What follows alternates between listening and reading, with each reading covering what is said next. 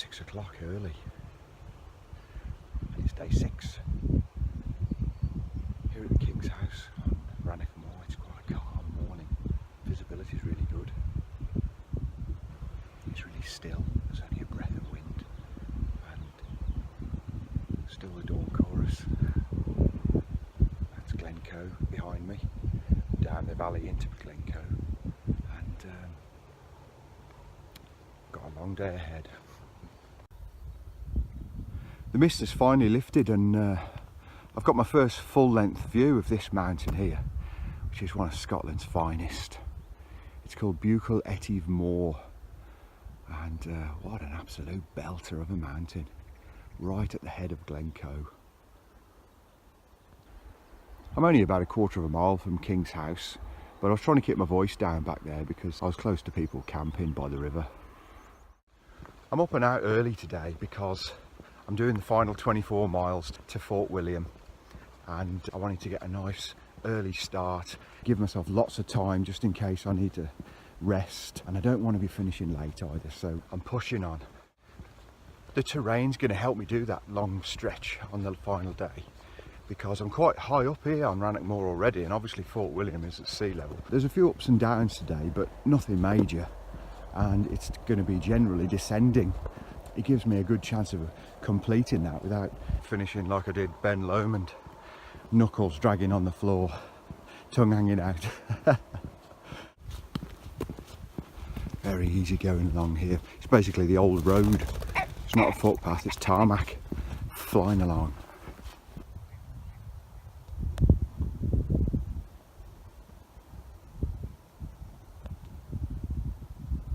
The other reason I left 24 miles for the last day was the first day, really. I did plan to do a short 12 miles to Drimmen on day one because I've done the coast to coast and did 22 miles on day one, and I wasn't ready. Although I was fit and had done my training, it was too much for the first day, you know. That worked really well, doing that 12 miles, because I wasn't pushing like nuts just to get on. I could enjoy the first day and still have bags of time and ease myself into the walk. It turns off here to the right.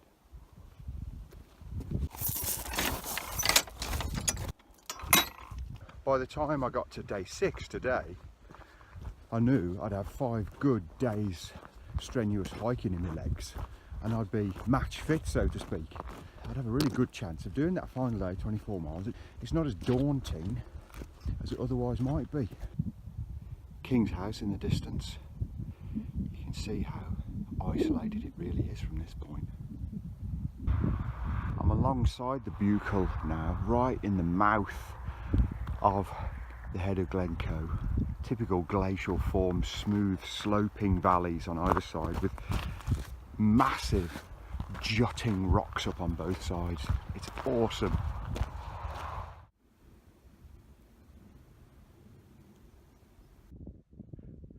It was one of those magic moments in the hills, which is all too seldom, where there is no breath of wind and there's no noise at all, no road noise, no other noises at all. It's just completely silent. This place is just fantastic. This side valley, the more manageable route up, it's still a very steep scramble with loose scree near the top, but you get to that saddle and then it's easy walking to the summit, and takes about 2 hours apparently. Now, I mentioned earlier that the terrain was manageable today and there was no major ups and downs. Well, not strictly true. There are 2 major ups. The second one is out of Kinlochleven later. The first one, of course, is the famous Devil's Staircase, and here it is. Now, if you are doing this kind of walk for the first time and you're not used to it, this is going to seem quite difficult up the zigzags up the side of the hill. If you're used to fell walking and climbing hills, it's not so bad really.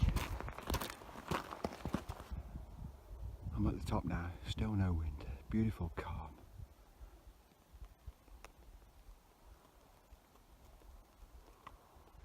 Well, I'm at the top now, and it was steep and it's rough underfoot, and I got a bit of a sweat on, but it took me 25 minutes, which is a few minutes less than Conic Hill. It's a nice descent now, all the way to Kinlochleven.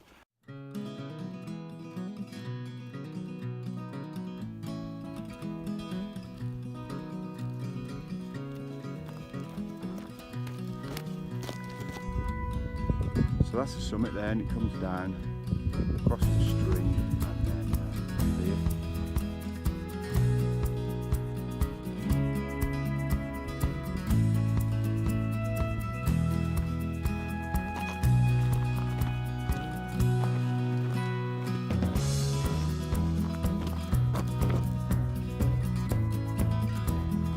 First rain, day 6. I can hardly complain, can I? But that's all right. I've had a great time and I don't mind getting wet. I feel if I got all the way to Fort William without getting wet, I'd be cheating a bit.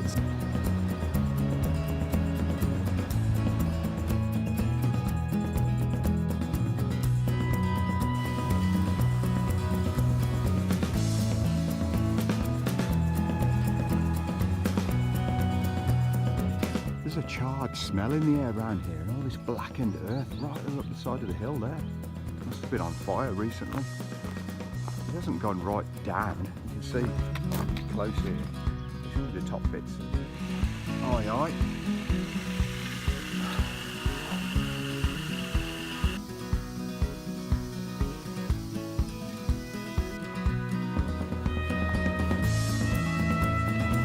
I'm nearly down into the town now. A little bit of blue sky up there too. Actually, that gap in the hill is where the West Highland Way goes. But first, I'm having some breakfast. Second breakfast. This is the Blackwater Hostel.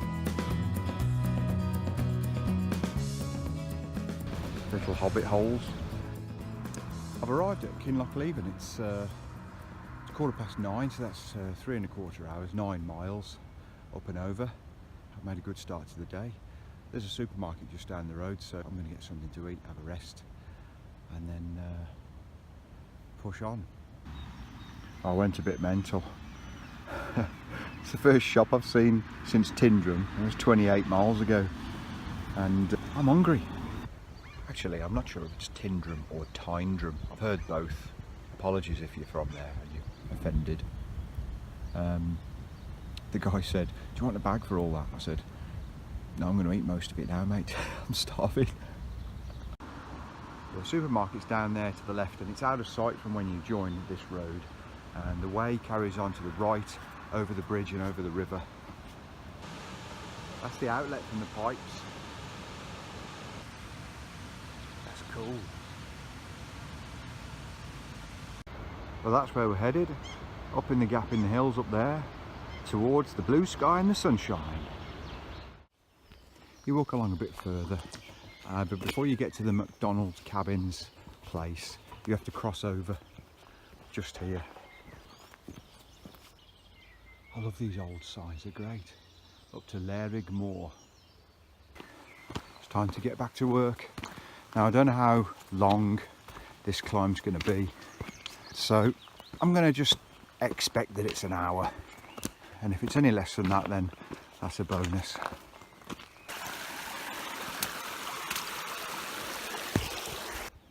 There's the hillside I came down, and then you can see the pipes and the town. And this is Lochleven. I've come off the way about 200 yards to this rocky outcrop because I couldn't walk past this view. Amazing.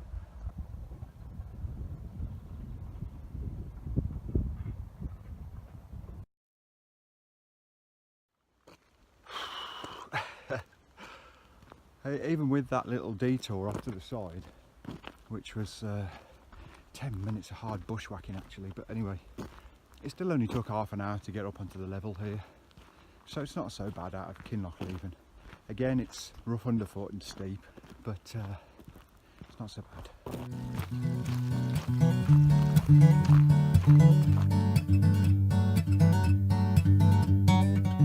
Just over 12 miles. I've done most of the ascent for the day. Blue skies and sunshine.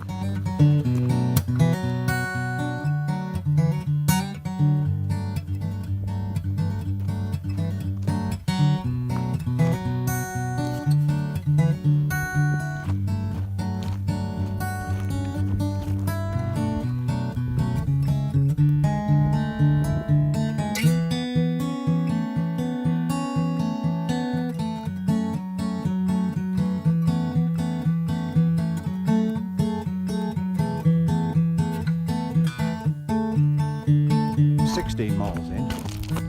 It's 12:30 now, and that last section, I don't do it very often, but I put the earphones in and I listen to some of my favourite albums, and I was absolutely flying.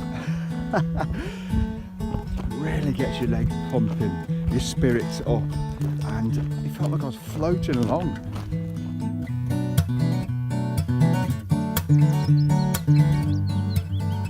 And Glen Nevis has come into view.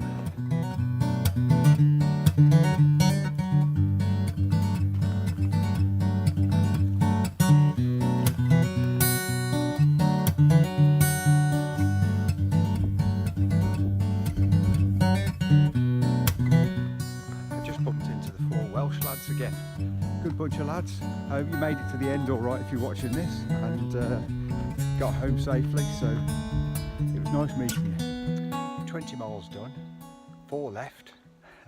Just coming over the hill into Glen Nevis, and over my shoulder there is Ben Nevis. I couldn't really leave the Highlands without some walking pole sword fighting, could I?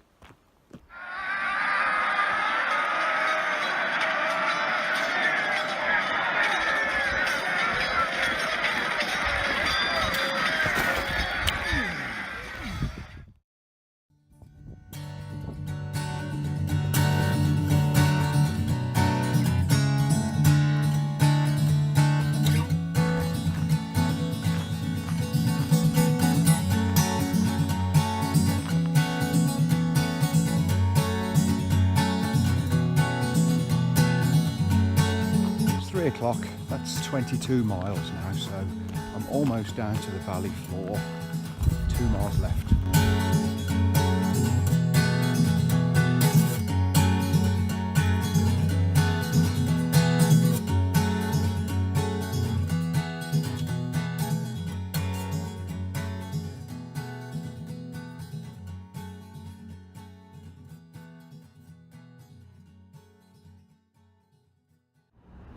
Well, I've made it. Yes, I'm at Fort William. Here's the original end sign, and that's 96 miles done, and it's a great feeling to arrive. The reason it's the original sign is because they built a new endpoint, which is another mile on at the end of the town, to make everyone go through the town, I suppose. And I never thought I'd say this, but I'm actually pleased to say, after 6 fantastic weather days, it's just started raining.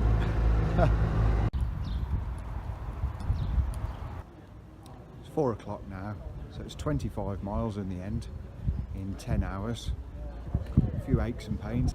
Apart from that, I'm feeling pretty good, considering such a long distance.